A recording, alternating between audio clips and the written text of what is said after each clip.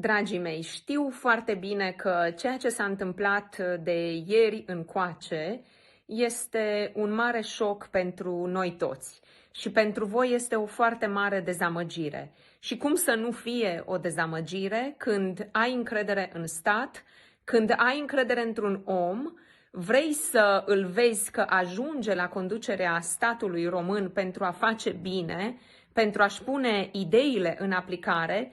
Și vin alții care pur și simplu până acum au avut ocazia 35 de ani să facă tot ceea ce ar fi trebuit făcut pentru noi românii și nu au făcut și ce fac? Îl elimină pe acest om în care voi v-ați pus încrederea.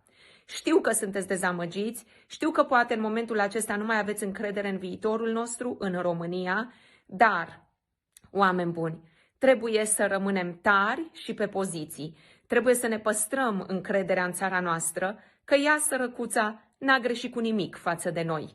Cei care au condus-o au greșit și noi am greșit pentru că i-am votat atât de mult încât ei au devenit puternici, pentru că noi am votat din nou și din nou și din nou, crezând în ceea ce ne-au spus de fiecare dată.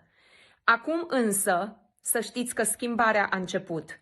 Chiar dacă va mai dura, chiar dacă va dura o lună, 6 luni, un an, poate chiar 5 ani, sau cât o fi dat de la bunul Dumnezeu să dureze, noi trebuie să rămânem pe metereze și trebuie să mergem mai departe și să luptăm pentru crezul nostru și pentru idealul nostru și pentru copiii noștri și pentru bătrânii noștri și pentru noi, că și noi, toți, merităm ceva mai bun pentru țara noastră și pentru străbunii noștri, pentru cei care și-au dat viața.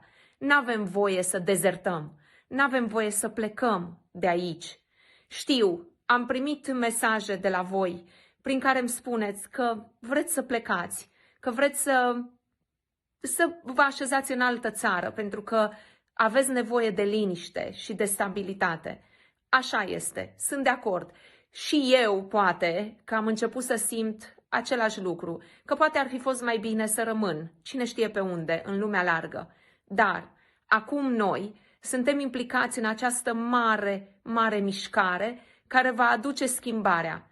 Noi suntem cei care vom aduce schimbarea, rețineți ce vă spun și aveți încredere și fiți puternici și rugați-vă bunului Dumnezeu. Suntem în postul Crăciunului, cea mai frumoasă perioadă a anului, cea care înseamnă înnoire, înseamnă speranță, înseamnă curățare de tot ceea ce este rău și înseamnă din nou credință și încredere în bunul Dumnezeu și în destinul nostru. Avem încredere, mergem mai departe, cu toții împreună și învățăm ceea ce este de învățat de aici.